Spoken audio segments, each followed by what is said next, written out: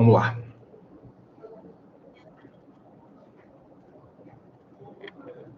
Bom, pessoal, feito esse exercício, a gente vai para o próximo assunto, sabe?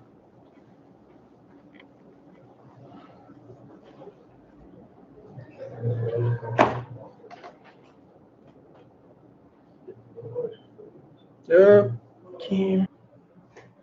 Bom, pessoal, eu tinha começado com vocês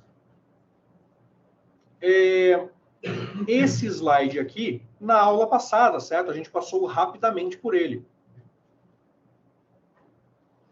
Hoje nós vamos retomar, tá? Então, a gente já tinha visto que é possível, via Python, eu fazer interface com o sistema operacional, né? Por quê? Quando a gente for executar esse exercício agora, com arquivos, qual que foi o problema que a gente enfrentou? Como eu movi isso para uma nova pasta, eu precisei entrar na pasta para fazer isso acontecer, certo? Isso é um problema. Por quê? Imagine você passando isso para o usuário. E aí o usuário, você vai ter que explicar para o usuário. Olha, seu usuário, toda vez que você quiser usar esse meu script aqui, você tem que entrar na pasta correta. Lascou-se. Ele vai cair em desuso, porque o teu usuário vai se perder. Tá? É diferente do que falar para ele o quê? Execute de onde você quiser. Só clica. Exatamente. Dá um duplo clique aí que vai resolver a tua vida. Tá? Isso significa o quê? Eu não só tenho que ser capaz de manipular o sistema operacional, mas eu também tenho que ser capaz de o quê? Navegar nele. Certo? Da mesma forma como eu fiz ali um CD pastinha, tá? Eu preciso que o meu script resolva esse problema. Não eu, de forma externa. Porque quando eu entregar isso para o usuário vai teria que resolver esse problema. E ele não saberá. Tá? Então, o teu script tem que abstrair este problema. Quando você lida com a interface para sistema operacional, bibliotecas que resolvem isso, você é capaz de abstrair esse tipo de problema. Pessoal, a gente vai ver aqui uma biblioteca chamada OS, tá? De Operational System. Certo? É a única biblioteca que resolve esse tipo de problema? Não, não é. Tá? Existem outras. A citar, tá? A citar. Existe uma biblioteca chamada SYS. Tá? Aqui. Ah, tem uma pergunta bacana no Stack Overflow em português. Vamos ver se ela tá boa.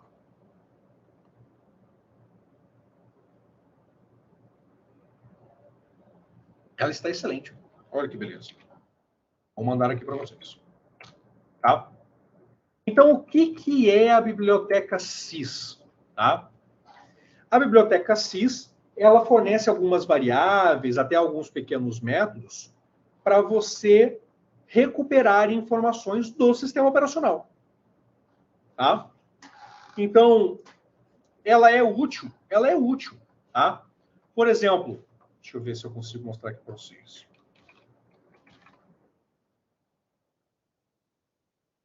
Aqui. Eu consigo dizer para o sistema operacional como que foi o encerramento do meu script. Como assim? Quando alguma coisa encerra no sistema operacional, existe um código de encerramento. Tá? Então, se o teu script, por exemplo, retorna 0, o que o sistema operacional entende? Tudo funcionou. Tá? Se for um código diferente de 0, para o sistema operacional deu pau. É isso que significa. Tá? Então, você pode usar a biblioteca SYS para alterar o código de saída do teu script. Falando, olha, se acontecer esse erro aqui, ó, sai com 1. Tá? E aí o sistema operacional vai saber o quê? Opa, a execução desse script deu pau. Tá? Aí você pensa, mas o que eu tenho a ver com o sistema operacional? Não muito, na verdade, tá? O sistema operacional que se dane. Mas às vezes você quer o quê? Que o seu script converse com outro script que você fez. Certo? E aí, a forma de saída para o sistema operacional é fácil de capturar. Usando quem? A própria SYS. Tá? Então, a biblioteca sys, ela te permite conversar com o sistema operacional. Então, você consegue pegar variáveis de ambiente do teu sistema operacional, tá? Todo o sistema operacional tem variáveis de ambiente, tá? Ou pelo menos dos mais comuns, tá? Não é todo, mas os mais comuns tem. Ele permite você pegar variáveis do sistema operacional, né? Então, variáveis de ambiente. Você consegue passar informações para o sistema operacional do execução do teu script, tá? Ou pegar informações do sistema operacional relativo ao seu script. Por exemplo, tudo que funciona no sistema operacional tem um código de execução, tá? Que é o PID. Deixa eu mostrar aqui para vocês. Ó. PID, tá vendo? Então, aqui eu tenho quem é que está executando alguma coisa. Aqui eu tenho o comando que está sendo executado. Então, veja, eu estou com o Chrome aberto, certo? Olha lá o Chrome passando perdido aqui. Tá? Todo processo para o sistema operacional tem um PID, que é o Process ID. Então, cada processo desse tem um código, certo? Então, via biblioteca sys, por exemplo, eu consigo pegar códigos de processos, tá? Para fazer o que eu achar que eu preciso. Tá? Então, vamos ver a biblioteca sys? Não, não vamos não. Tá? Eu estou citando para vocês que ela é útil para esse tipo de situação. Existe uma outra, e aí eu vou mandar para vocês a documentação aqui, caso interesse, mas aquela resposta ali do Stack Overflow está muito mais enxuta. Está melhor para ler. Tá? Existe outra biblioteca no Python para lidar com o sistema operacional chamada subprocess. Tá? E qual é o objetivo da subprocess? Deixa eu ver se eu consigo mostrar aqui. Então, aqui, ó.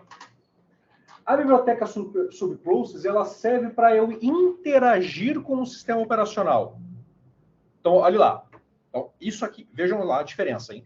A biblioteca sys, ela serve para o quê? Para eu pegar variáveis do sistema operacional, certo? E devolver variáveis para o sistema operacional, certo? A biblioteca subprocess serve para eu interagir com o sistema operacional. Beleza?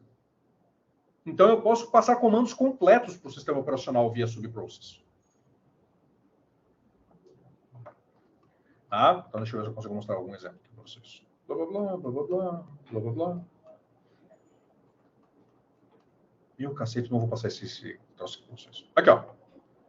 Então, o que eu faço? Subprocess, e eu passo uma lista de comandos para o sistema operacional. E o terminal executa. Tá? Essa é a ideia do subprocess. Então, imaginem vocês que eu tenho um script e ele precisa abrir o Chrome, por alguma razão qualquer. Como que eu faço isso? Via subprocess. Então, via subprocess, eu consigo chamar o Chrome e abri-lo. Tá? Ou seja, eu estou interagindo com o sistema operacional.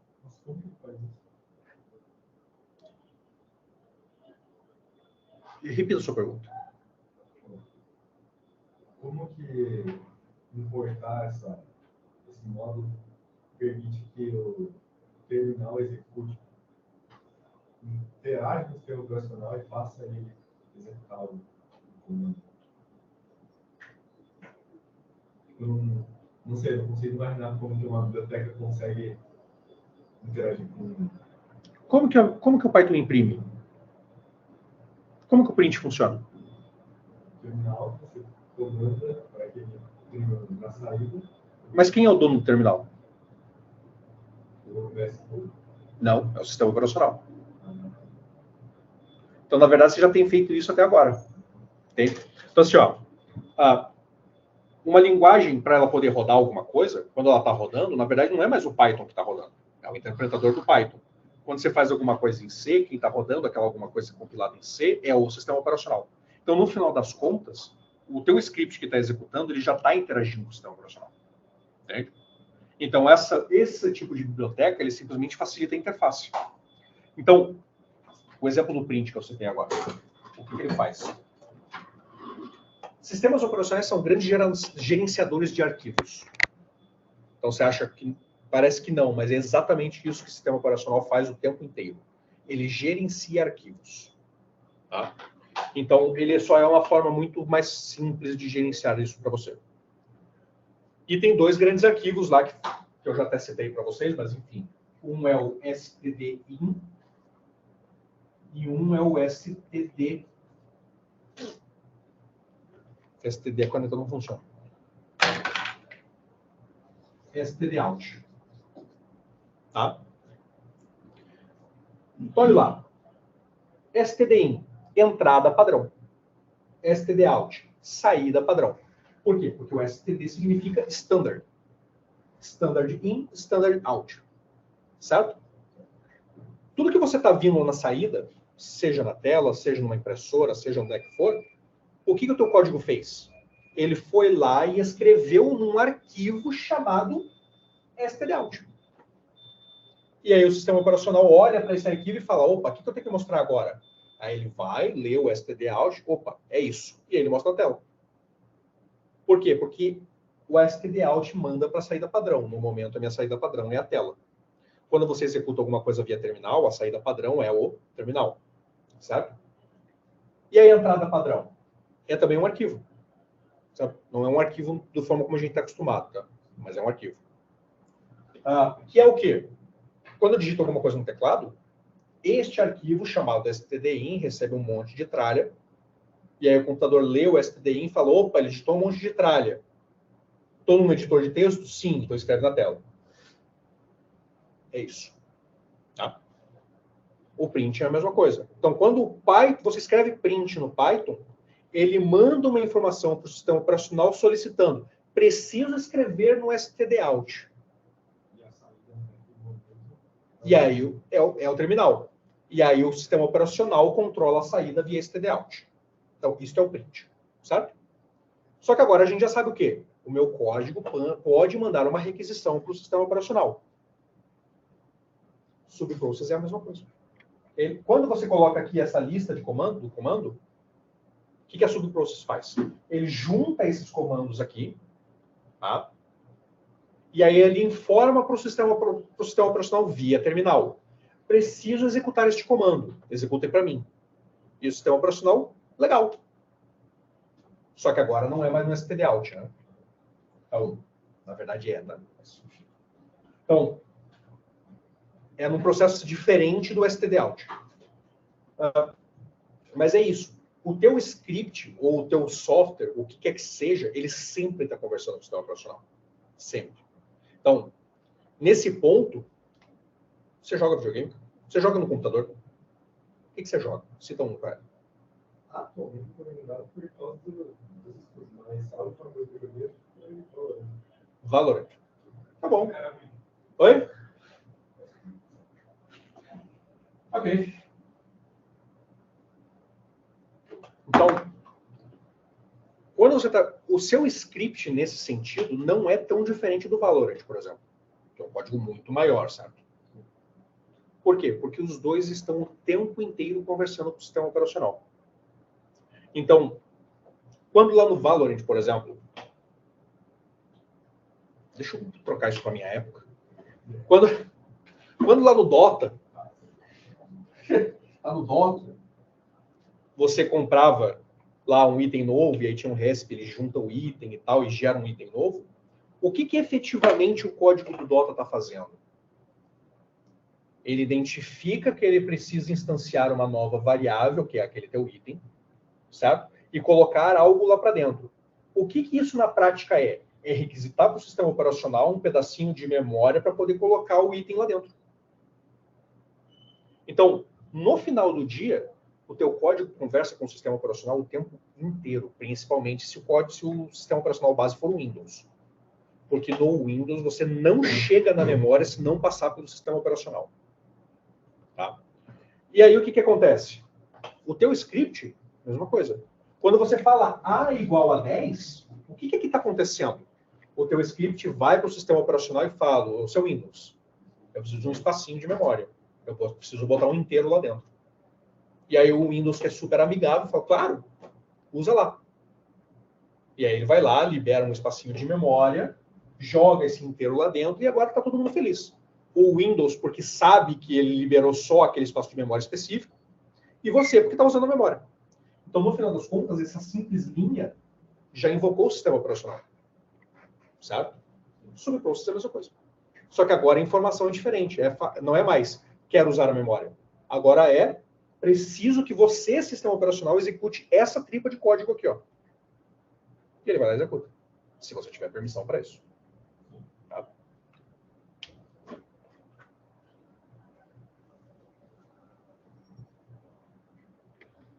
Então, veja lá. Repetindo. Sys, variáveis com o sistema operacional, certo? Vindo do sistema operacional para o sistema operacional. Subprocess, interagir com o sistema operacional, tá? Para que ele execute comandos específicos. Eu vou mandar esse script aqui para vocês. É texto pra cacete, tá em inglês, mas são gente inteligente, vocês vão dar um jeito. O tradutor tá aí para isso, certo? Bom,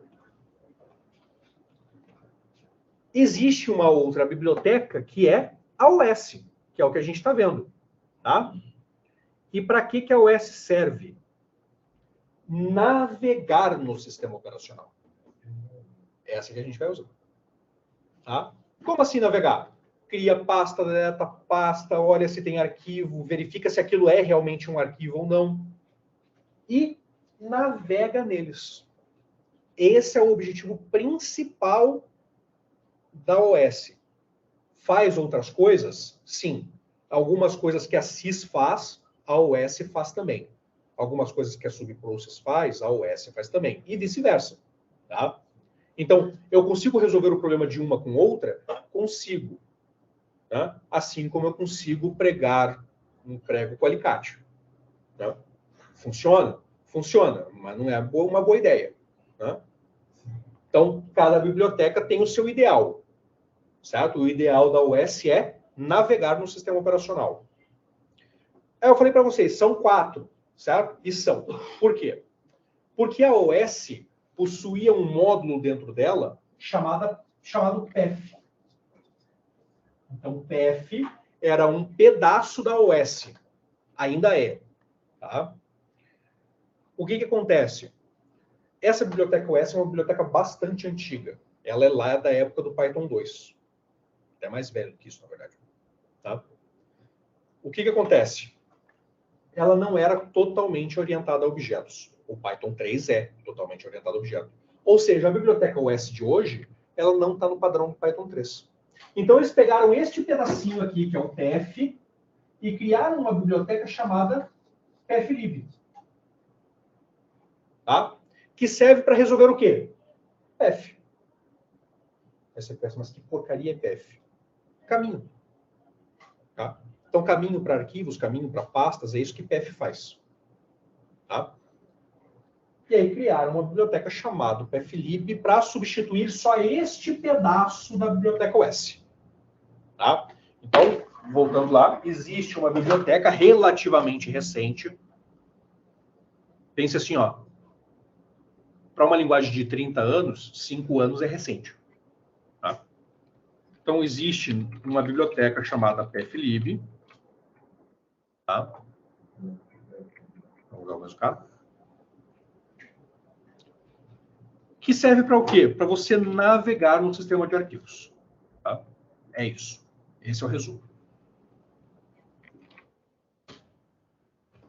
Certo?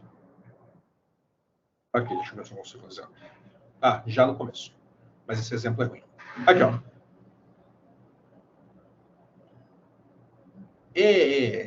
Enfim. Aí tem que importar a OS e dentro da OS essa PFLib é isso. A PFLib é isolada. Então, a PF, propriamente dito, está dentro. Ó, tá vendo aqui? os.pf, então ela está dentro. A PFLib é isolada, ela está fora. Tá? Então, essa é a diferença. E essa é uma das razões até que eles se separaram. Aqui, ó. Isso é a PFLib. Então, se importa ela separadamente. Tá? Eu não vou mostrar o PFLib para vocês. Eu vou mostrar o PF padrão dentro da OS. Por quê? Porque o meu objetivo é que vocês compreendam como que ele funciona. Tá? E é mais fácil entender isso na OS do que na PFLib. Tá? E a maioria dos frameworks que vocês vão utilizar por aí ainda usam a OS e não a PFLib. Tá? Então, modificações para PFLib têm acontecido aí no último ano. Então é muito recente. Então vocês ainda vão ver muito código usando OS ainda. Tá? A maioria, diga-se de passagem. Bom, e aí observem que vocês também conseguem, via OS, ler variáveis de ambiente, que era um trabalho da CIS, certo? Vou usar a OS para isso? Vou sim. Tá? Tem muito framework que usa a própria OS para isso. E aí tem muito código. Aí você fala, mas eu trabalho na nuvem. Não estou nem aí para isso. Engano seu. Tá? Nuvem tem variável de ambiente, nuvem tem PF, nuvem tem sistema de arquivos. Tá? Não é nada diferente. Então, não interessa se você trabalha no teu computador em casa, num sistema de servidores dentro da empresa, ou trabalha na nuvem, você vai ter que usar esse cara aí, você não tem escolha. Tá? Bom, antes de trabalhar com a OS, eu preciso importar a biblioteca OS. Eu já falei para vocês como que funciona import, certo? Então, eu posso importar a biblioteca inteira, só um pedaço dela, certo? Lembram disso? Tá? Nesse caso aqui, eu estou fazendo o quê? Importando a biblioteca inteira. Import OS. Certo? E aí, para eu poder usar alguma coisa que vem de dentro da OS, é sempre OS ponto alguma coisa. Certo? E quem é essa alguma coisa aqui no momento? Aqui eu tenho o primeiro cara, que é um get CWD. O que faz o get CWD? Ele te mostra o local atual de execução do seu script. Certo? Pessoal, tomem um cuidado super sério. Existe uma diferença entre onde o script está instalado e aonde ele está executando. São coisas diferentes. Tomem cuidado. E eu vou mostrar isso para vocês já. Olha que beleza. Vou pegar aqui este meu belo teste, sumir com ele.